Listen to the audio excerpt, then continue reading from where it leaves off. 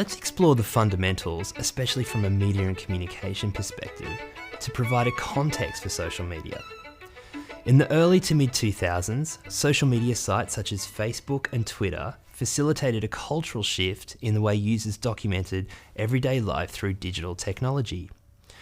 Users were turning to social media to be politically subversive, geek out with peers by contributing to socio-cultural fashions such as niche video production or meme creations.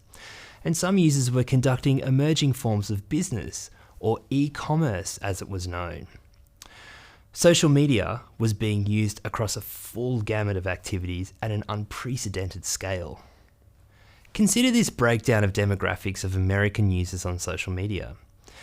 The first thing to note is the extraordinarily high daily consumption patterns of users across the board. Social media are not just drop-in communicative technology. They are a communication staple for many users. These top 5 are consistently the most accessed social media sites, and it's unlikely they will shift in coming years. In the contemporary communication environment, social media is entrenched in the lives of everyone, not just public figures. To unpack this, we might start by asking, what's so social about social media? Aren't all media social? Media are part of society, which makes them all social as a communication fabric.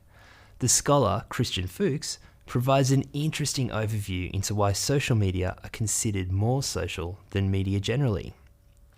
Fuchs suggests we can approach communication through 4 areas: information and cognition, communication, community, and collaboration and cooperative work. Social media enables us to both produce and consume information. We generate and work with a much broader knowledge base than we did in the past. Wikipedia, for example, is the first global network-generated database of human knowledge. In this space, experts from around the world are contributing to very niche areas of knowledge, which is freely available. The total effect is that we individuals have access to a broad range of very specific knowledge. Communication is a two-way process. The sending and receiving of messages constructed through a series of texts and symbols. Social media has enabled us to communicate synchronously and asynchronously with no regard for space or time. So this means we can communicate with anyone, anywhere, immediately, or in a catch-up style.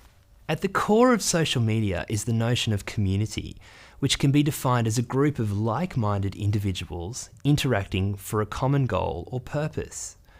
Community existed well before social media. However, social media has strengthened connections, allowing geographically distant groups to communicate more readily and helping individuals with niche interests to find each other. Social media has made it easier to collaborate and cooperate with others. For example, users are not only connecting around specialized topics, they can contribute to their area of specialized interest or expertise at greater levels than ever before. But social media didn't suddenly appear and enable these increased social activities. It is built upon a connected and hypertextual network called the World Wide Web. In this instance, hypertext relates to texts that are connected to each other across the internet, like a Google Doc or a series of emails, for example. The social media experiences that we are most familiar with today, however, are often attributed to the moment referred to as Web 2.0. Tim O'Reilly is often quoted as the person who coined the term Web 2.0. We can think of Web 2.0 not so much as a technology, but as a moment of realization where World Wide Web users embrace the many-to-many communication model. The internet had previously been used, in the commercial sense at least, as yet another form of broadcast, that is, one-to-many. If we learned anything at the dawning of Web 2.0, it was that users wanted to communicate in a conversation by providing their own data sources, remixing others, and improving the overall user experience, for example. Others might argue that this is exactly why Tim Berners-Lee built the World Wide Web on the internet infrastructure. It was his dream that the World Wide Web would be an architectural feat for participation that enabled users to connect, share, and participate with each other. It's useful then to understand how Web 2.0 came about as a transition from Web 1.0 towards social media. It was a moment in technology that signified when consumers became producers of content, or at least the beginning of the blurring of those once distinct roles. Until Web 2.0, the internet had been thought of as another broadcasting platform that could sell messages to consumers.